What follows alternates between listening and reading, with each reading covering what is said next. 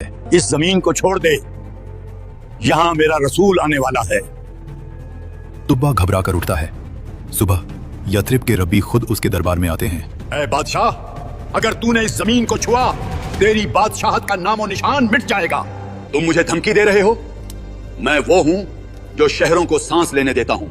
हम तुझे नहीं, उस नबी के रब का पैगाम सुना रहे हैं जो यहाँ हिजरत करेगा। तफसीर इब्न कसीर के मुताबिक ये सुनकर तुब्बा के जिस्म पर लर्जा तारी हो गया। उसने पहली बार महसूस किया कि कोई कुव्वत है जो उसके तकब्बुर से भी बड़ी है, और वो पहली दफा अपनी फौज को पीछे हटाता है।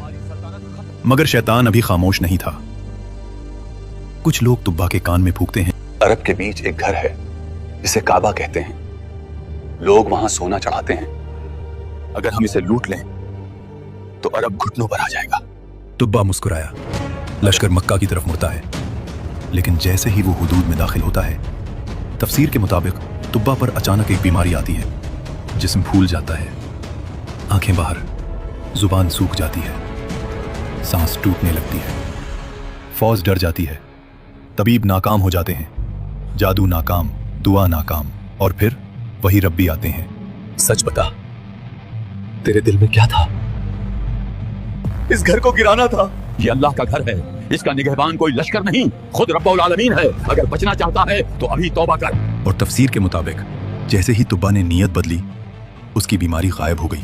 तुब्बा काबा में दाखिल होता है, लेकिन बादशाह बनकर नहीं, फकीर बनकर। उसकी आंखों से आंसू बहते हैं, जुबान से सिर्फ एक जुमला निकलता है, मैं गलत था, तू सही है।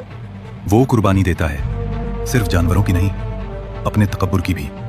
और फिर वो हुक्म देता है, और तारीख का सबसे अजीब मंजर होता है, तुब्बा अपने यमन से खास कपड़ा मंगवाता है, सबसे बेहतरीन, और अपने हाथों से पहली दफा काबा पर गिलाफ चढ़ाता है। काबा पर गिलाफ चढ़ाने के बाद तुब्बा ने सिर्फ तौबा ही नहीं की, बल्कि एक और काम किया। तुब्बा ने एक खत लिखा आखिरी नबी के नाम। मैं गवाही देता हूं कि आप अल्लाह की